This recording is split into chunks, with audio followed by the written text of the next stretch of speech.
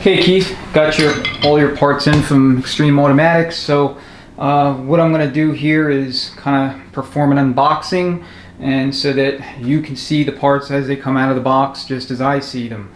So in the event I put this on YouTube, I obscured all my personal information. I just left Extreme Automatics return address up there on the shipping label.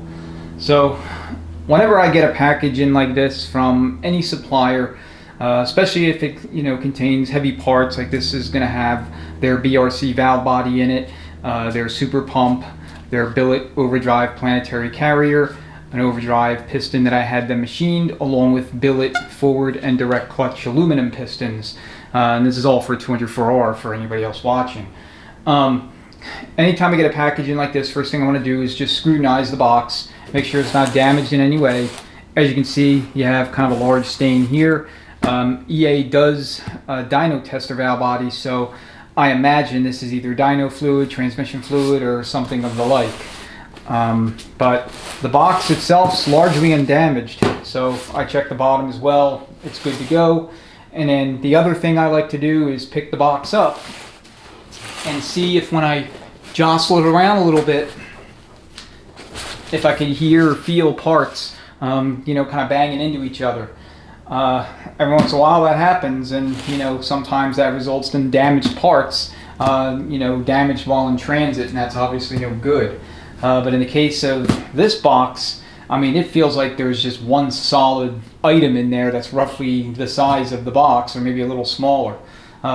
Basically, I'm saying it feels rock solid, so appears to be a very good packing job. So let's see what we have inside and take a gander at all these parts. So they use staples to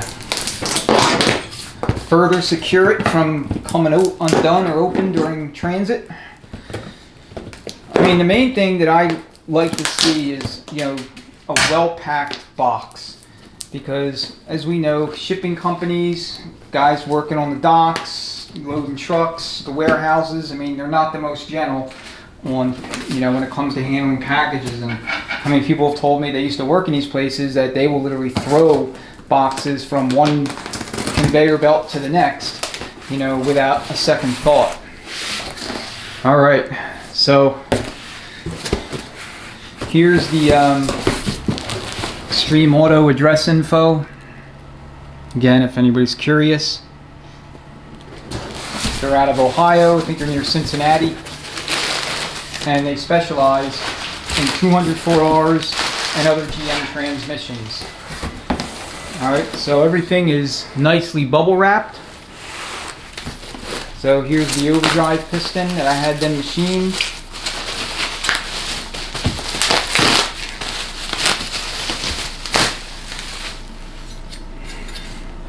So typically you take about 80 thousandths off of this piston. You can squeeze an extra friction in between the two flat steels that come that way from the factory. So it makes the clutch stronger. Okay. Next little bundle here is a piston. Again, very well packed. Even if this box was dropped or mishandled, it's highly unlikely that you'll have issues. So this looks like the forward piston. Alright. This looks like the pump. And looks like there's something red. And that's some sort of red fluid, maybe transmission fluid. So let's see what the pump looks like. So they advertise their pumps as being capable of producing anywhere from 225 to 300 psi, depending upon which range position you're in at full TV. And it also depends on what spring that they've installed into the pressure regulator valve, and other factors as well.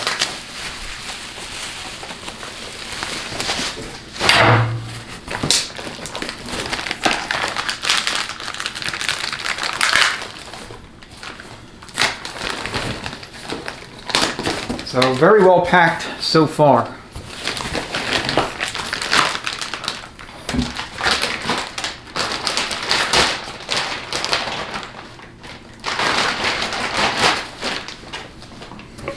So it came with an O-ring, a seal, a bushing here in the front position. There is no rear stator bushing.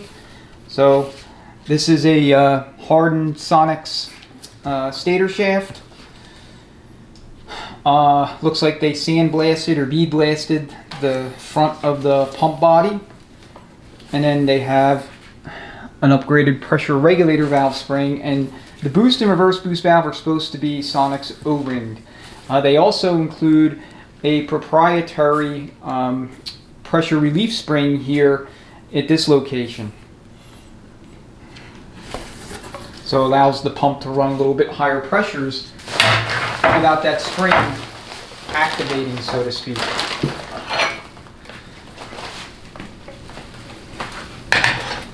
Let's put that there to the side. Get that piston out in that bin. Get some of this packing material out of the way.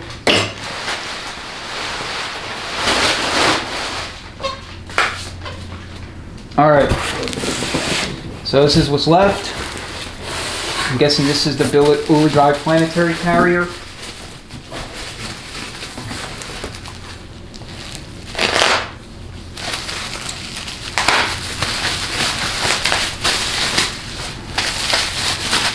That's what it appears to be.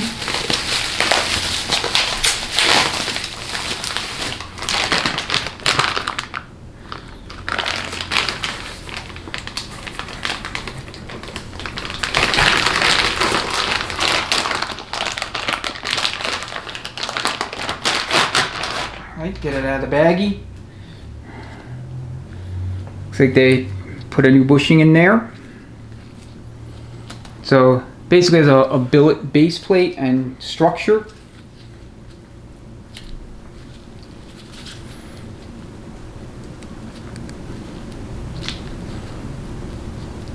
And these pinions are nice and tight. So all new thrust washers here in each of the pinion gear shafts, all new needle bearings. The race is in good shape. And then they brazed all of the pinion shafts to prevent any of these from working loose under high RPM. So very nice piece. Alright, continuing on. Looks like we have a direct piston in here. So anytime you're building a 204R for power, again for those other than Keith who are watching this, if you think your line pressures at full TV, wide open throttle are likely to exceed 225 psi or so, I strongly recommend that you grab a forward and a direct clutch billet piston, because both the factory aluminum pistons and the factory stamped steel pistons will flex, and in the case of the aluminum piston, it'll actually crack and break. The stamped steel one will flex, resulting in asymmetric apply of the clutch, and it'll burn up the clutch, whether it be the forward or the direct, or both. So we originally did not do that. However, once we made the decision jointly to pull the unit back out and address the valve body deficiency and have the pump going through, we decided to just basically close any potential gaps that might exist when it comes to reliability with the parts that were in there with these parts. And so this 204R will be built to basically last for a very, very, very, very long time. So here's the governor.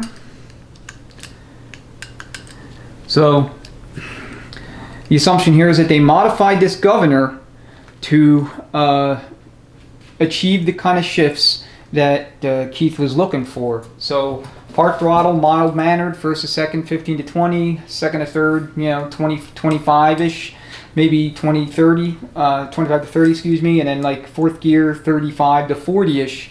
And then at wide open throttle, they'll hold a little bit later. And if you're going to manually shift, you'll obviously have control over your shift point, so the governor really doesn't come into play per se. Alright, so this is the BRC valve body. There's one other thing in here, and that's my spacer plate that I sent them for calibration. So there's a box, it's empty.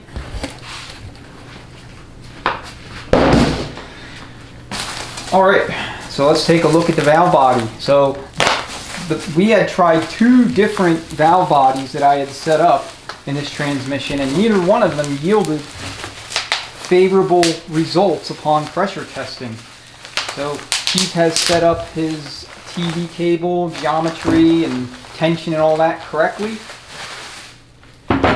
I actually verified that when I was there in his shop with the vehicle, so we know that's not an issue.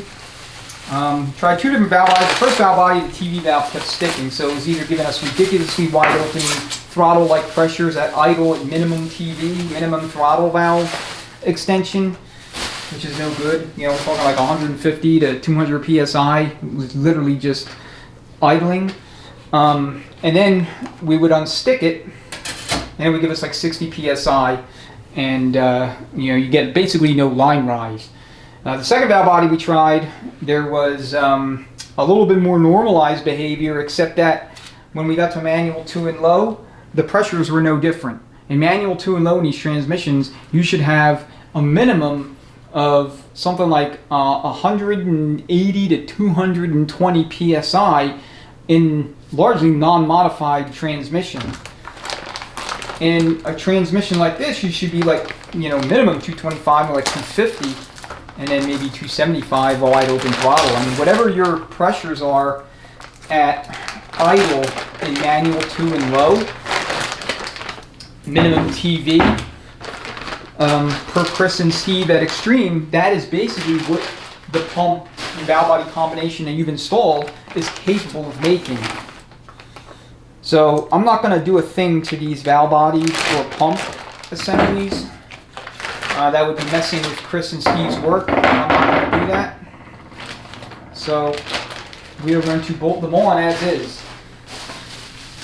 And then from there, if there's any further fine tuning that needs to be done, that can be done possibly on the dyno. Keith plans to take this to California Performance Transmission and throw the whole thing on the dyno to just have it fully vetted on a dynamometer for transmissions, so that when he goes to install it, there's like literally no worries. So, yeah, I mean, I couldn't tell you exactly what was done. They may have surfaced this here. Some of these castings can be warped, so it has some appears to be milling. A milling pattern, as if a mill, like a vertical mill, ran over the surface. So it may have been trued, which is great because a lot of these valve bodies aren't perfectly flat, and neither are the 700s.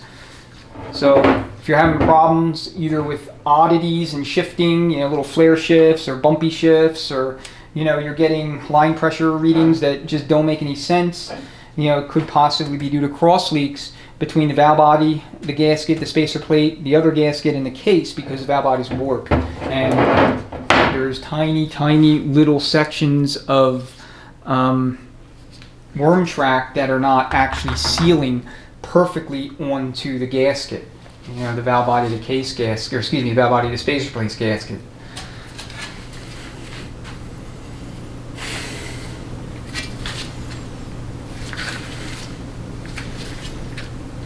Okay,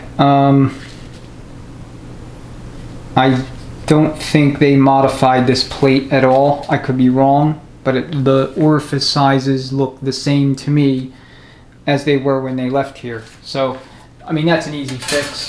You just drop the valve body and drill out the holes, but everything else should be accounted for in terms of line pressure rise, and the in the pressure testing. Shift points, again, they'll be close. Mechanical transmissions, you're never going to get the level of resolution and precision to control things like exactly when it shifts like you would an electronically controlled transmission. Keith knows that. That's just really for anybody else watching.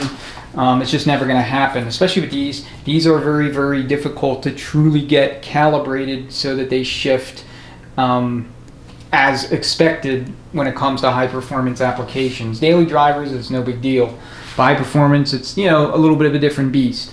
So anyway, everything looks good. Everything appears to be accounted for. We have our piston, our plate, our BRC valve body, our governor, our billet planet for overdrive, our billet direct clutch piston, and our billet forward clutch piston, and our super pump.